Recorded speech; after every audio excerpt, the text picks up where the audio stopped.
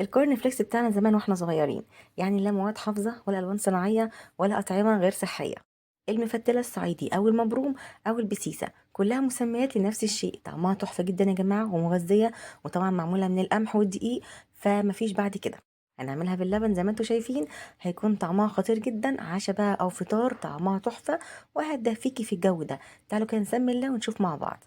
ده اولا كده شكلها بنجيبها من عند العطار. طبعا زي ما انتم عارفين احنا عندنا في الصعيد بنعملها يدوي في البيت، في منها يدوي وفي منها آلي.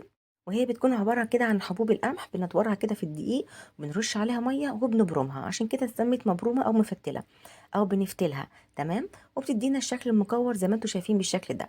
طبعا الكور مش كلها قد بعض عشان ده يدوي. بتكون ناشفة بالشكل ده، طبعا بتشتريها من عند العطار بالكمية اللي انت محتاجاها.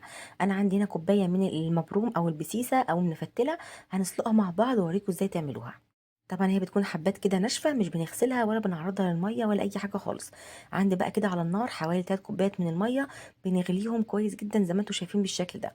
وضروري تكون المية مغلية قبل ما ننزل فيها كده بالمفتلة بتاعتنا، علشان ما تعجنش معانا. هديها بقى كده رشة من الملح وهسيبها بقى تستوي معايا وترجع تاني تغلي. هتقعد معاكي على النار حوالي ربع ساعة أو 10 دقايق، ما بتاخدش وقت كتير على النار، ما تقلقيش خالص. بس الأول كده قلبيها تقليبة كده حلوة، علشان ما تمسكش في بعضها كده وتقفش. زي ما قلت لكم احنا مش بنغسلها ولا اي حاجه خالص، ما تقلقيش، هي تبقى نظيفه وجميله جدا.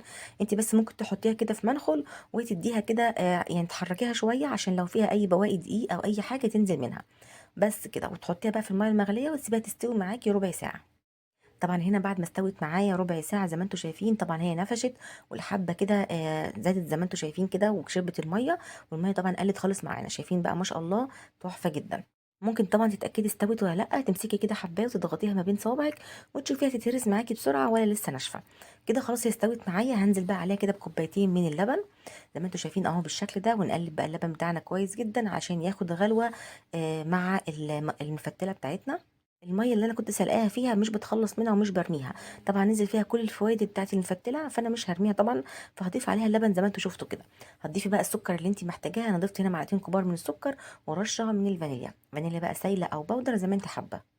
تقليبه بقى كده حلوه على النار وتسيبيها بقى تاخد غلوه تاني كده مع اللبن والسكر والفانيليا عشان يبقى طعمها حلو وريحتها كمان حلوه، وتقدميها على طول. بصوا يا جماعه ما بتاخدش وقت خالص، شايفين بقى ما شاء الله اللبن كده خلاص اخد معايا غلوه حلوه جدا. هطفي بقى عليه وتعالوا بقى عشان نقدمها مع بعض. عايزه اقول لك ان هي كل ما بتاخد وقت على النار حبات بتاعتها بتكبر اكتر، وبتشرب اللبن او السوائل بتاعتها اكتر، ويكون طعمها تحفه جدا. قدميها بقى كده بالهنا والشفا، طبعا هي بتتقدم سخنه زي الشعريه باللبن كده، مش بنحط لها نشا، مش بنحط لها اي حاجه تاني. عايزه اقول لك ان في ناس بتحط مش بتحط لها سكر وبتاكلها يعني مملحه شويه. طبعا هي اذواق كل واحد وهو حسب ما بيحب. لكن ده قوامها الممتاز جدا، بتكون سايله كده شويه، اللبن بيكون سايل زي ما انتم شايفين بالشكل ده. مش بيكون يعني مش بتكون كثيفه قوي، بتكون بالسمك اللي انتم شفتوه ده. بيكون طعمها حلو جدا يا جماعه، زي ما قلت لكم هي من جوه يعني المبرومه على القمح، فهي مغذيه جدا، يعني كانك بتاكلي بليله بالظبط. ما تنسيش بقى تحطي لايك للفيديو لو كانت عجبتك، وعايزاكي تدوري عليها عند العطارين وتعمليها لاولادك، لان واثقه ان هي تعجبهم جدا.